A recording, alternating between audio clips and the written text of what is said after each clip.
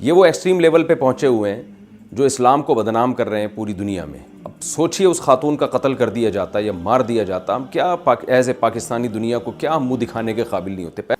یہ تو اللہ جزائے خیر دے, اے ایس پی صاحبہ جو خاتون تھیں وہ وہاں پہنچی اور انہوں نے اس خاتون کی جان بچائی, تو پولیس کا بھی ہم سب شکریہ ادا کرتے ہیں کہ انہوں نے ایسے موقع پہ بروقت کارروائی کر کے اس خاتون کی جان بچا لی. رسول اللہ صلی اللہ علیہ وسلم نے فرمایا پچھلی امتوں میں ایک نبی تھے جن کو ایک چیونٹی نے کاٹا, تو آپ صلی اللہ علیہ وسلم نے فرمایا ان نبی نے ساری چیونٹیوں کو جلا دیا, جتنی بھی وہاں چیونٹیوں کا ایک جتھا تھا. تو اللہ نے وحی نازل کی کہ کاٹا آپ کو ایک چیونٹی نے اور آپ نے ساری چیونٹیوں کو کس بیس پہ مارا. سوچئے جو نبی صلی اللہ علیہ وسلم بلا وجہ ایک چیونٹی کو مارنے کی اجازت نہیں دے رہے ہیں, وہ ایک خاتون جو بیچاری اس کو پتہ بھی نہیں ہے کہ جو ہے لوگ میرے اس عمل سے یہ سمجھیں گے, اور نہ وہ قرآنی آیات لکھ کے آپ پوچھ تو لیتے نا کسی سے کہ کیا لکھا ہوا ہے یہ. تو وہ نبی کسی عورت کی اس طرح سے اس کو مارنے کی کوشش کرنا, ذہنی ٹارچر کرنے کی کوشش کرنا, جو ایک چیونٹی مارنے کی آپ کو بلا وجہ اجازت نہیں دے رہے, وہ نبی کیسے یہ سب چیزیں برداشت کریں گے.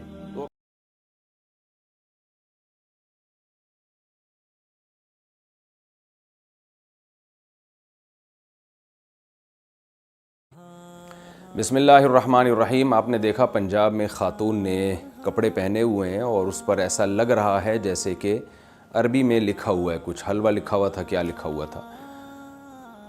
ہمارے ہاں کچھ مذہبی جنونی لوگوں نے ان کو مارنے کی کوشش کی اس بیس پر کہ یہ قرآنی آیات لکھی ہوئی ہیں اور یہ محترمہ قرآن کی اور اسلام کی توہین کر رہی ہیں.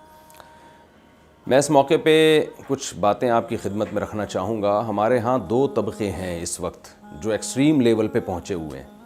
ایک تو مذہبی جنونیوں کا, پاگلوں کا طبقہ ہے جو آپ نے دیکھا اس وقت لبیک یا رسول اللہ کے نعرے لگا رہا تھا.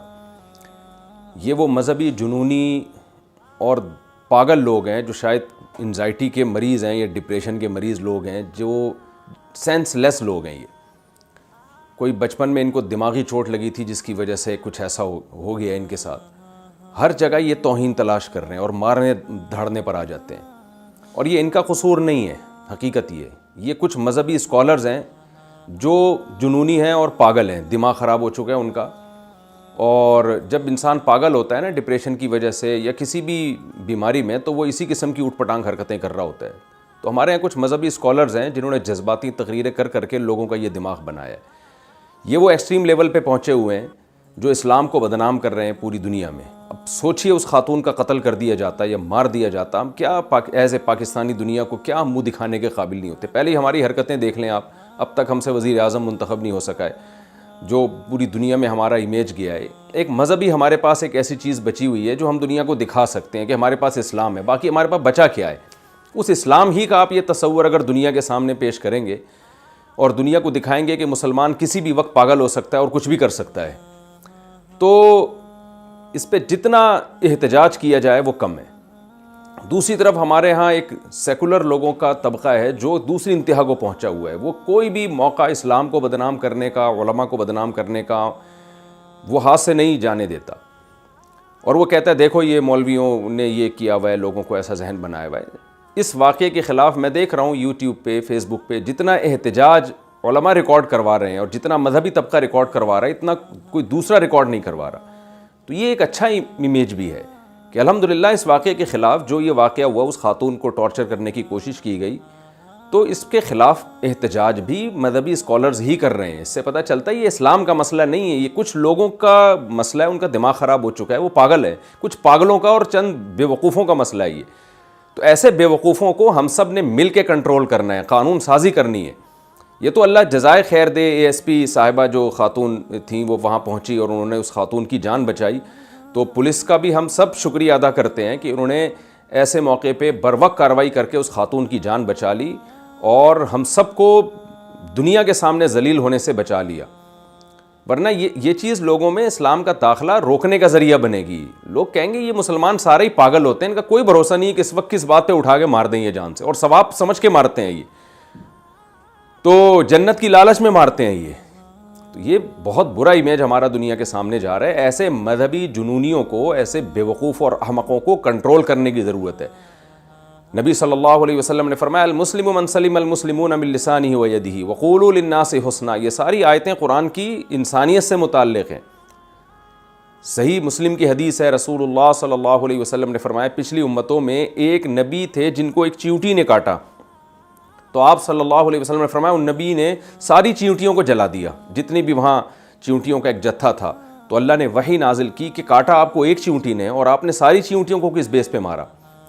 سوچئے جو نبی صلی اللہ علیہ وسلم بلا وجہ ایک چیونٹی کو مارنے کی اجازت نہیں دے رہے ہیں, وہ ایک خاتون جو بیچاری اس کو پتہ بھی نہیں ہے کہ جو ہے لوگ میرے اس عمل سے یہ سمجھیں گے, اور نہ وہ قرآنی آیات لکھ کے آپ پوچھ تو لیتے نا کسی سے کہ کیا لکھا ہوا ہے یہ.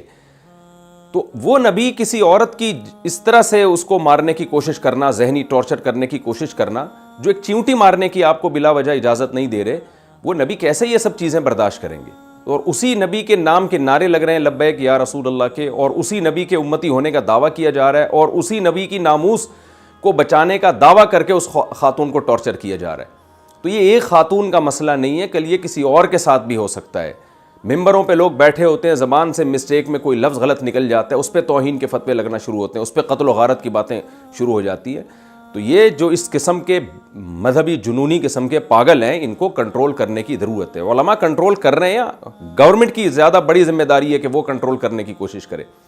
انتہائی افسوس کے ساتھ کہنا پڑتا ہے کہ اس خاتون سے معافی منگوائی گئی. ٹھیک ہے, معافی منگوانے والوں نے تو اس وقت کوشش یہ کی کہ کسی طرح یہ جنونی اور جو پاگل قسم کے لوگ جمع ہوئے ہیں ان کو کسی طرح ہم یہاں سے بھگائیں. انہوں نے تو اس کوشش میں اس خاتون سے معافی منگوائی, ورنہ حقیقت میں اس خاتون کا معافی مانگنا بنتا نہیں ہے. بنتا ان لوگوں کا معافی مانگنا ہے جنہوں نے اس کو ٹارچر کرنے کی کوشش کی.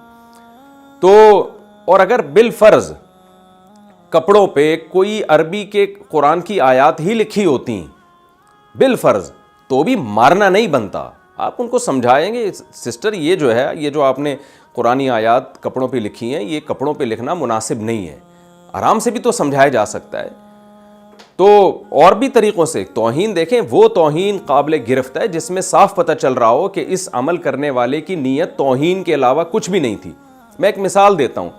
فقہاء کرام لکھتے ہیں کہ مقدس اوراق اگر پاؤں میں آ رہے ہیں تو آپ کیا مقدس اوراق کو زمین پہ نہ ڈالیں تاکہ لوگوں کے پاؤں میں نہ آئیں, تو کہ آپ ان مقدس اوراق کو جلا دیں تاکہ وہ راکھ بن جائیں اور وہ نشان مٹ جائیں.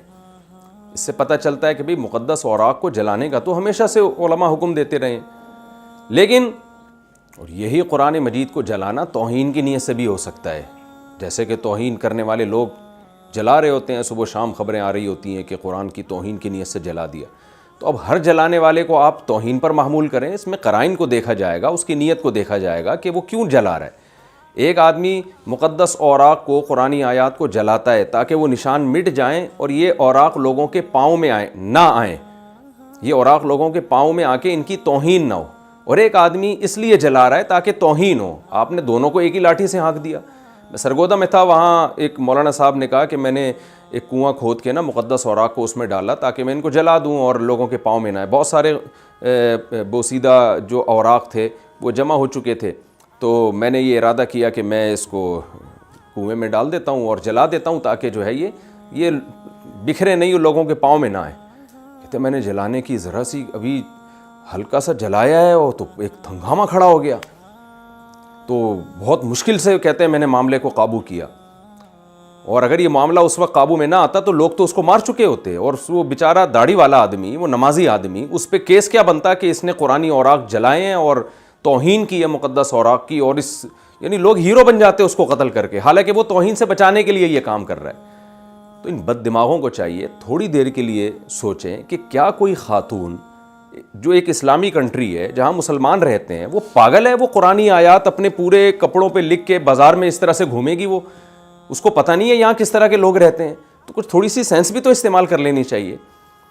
تو بہت ہی افسوس کی بات ہے یہ جو واقعہ ہوا, اور اللہ کا بڑا فضل ہو گیا کہ اس بیچاری کی جان بخش گئی, ورنہ تو بڑے ہی مسائل کھڑے ہو جاتے اور ہیرو بن جاتے بہت سے لوگ اس کو قتل کر کے.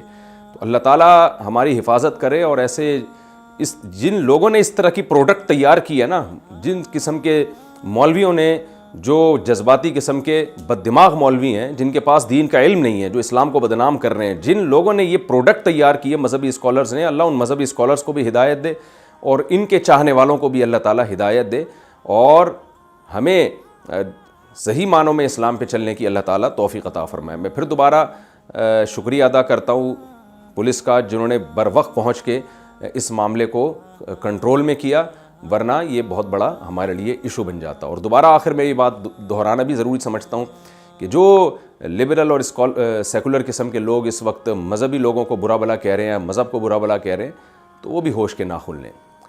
کوئی شخص اگر کسی چیز کا غلط استعمال کرتا ہے, ایک شخص چاقو کا غلط استعمال کر کے لوگوں کو قتل کرتا ہے, تو آپ چاقو بنانے والی اور چھری بنانے والی کمپنی کو برا بھلا کہنا شروع کر دیں, یا آپ چاقو ہوئی کو بین کر دیں کہ پاکستان میں جو ہے چاقو بنیں گے ہی نہیں کیونکہ لوگ اس سے قتل کر رہے ہیں, تو یہ حماقت اور بے وقوفی کی بات ہوگی. ایک چیز ہے اس کا صحیح استعمال ہے اور اس کا غلط استعمال, تو جو غلط استعمال کر رہا ہے اس کو برا بھلا کہا جائے گا. ہم کسی کو توہین کی اجازت نہیں دیتے, پاکستان میں قانون بنا ہوا ہے ہمارے ہاں, لیکن اگر اس توہین سے کوئی غلط استعمال کرے گا اور اپنے جذبات کی بیس پہ یہ فیصلہ کرتا پھرے گا کہ کون توہین کر رہا ہے اور کون توہین نہیں کر رہا, تو یہ اس قانون کا غلط استعمال ہے. اللہ تعالیٰ ہمارے ملک کی اس قسم کے مذہبی جنونیوں سے حفاظت فرمائے.